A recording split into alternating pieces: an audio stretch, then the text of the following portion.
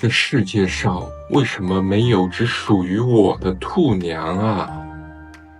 兔瘾发作最严重的一次，我真的想兔娘想得快发疯了。我躺在床上会想兔娘，我出门会想兔娘，我走路会想兔娘，我坐车会想兔娘，我冲浪会想兔娘，我盯着手机里的兔娘看，我盯着电脑里的兔娘看，我盯着 iPad 里的兔娘看，我每时每刻眼睛直直地盯着兔娘看。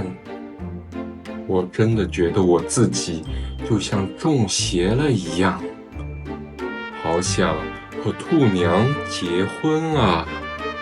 和兔娘结婚以后，兔娘在漫展当嘉宾，我就在旁边给她捶背。晚上回到家时，轻轻捧着她的小脚，给她捏捏。每天早上最棒的事情就是朦胧地睁开眼，看到兔娘睡在我的旁边，香香的，软软的，热乎乎的，简直就像一只小老虎一样，咬透了我的心。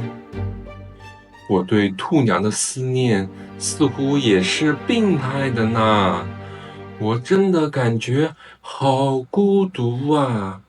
这世界上为什么没有只属于我的兔娘啊？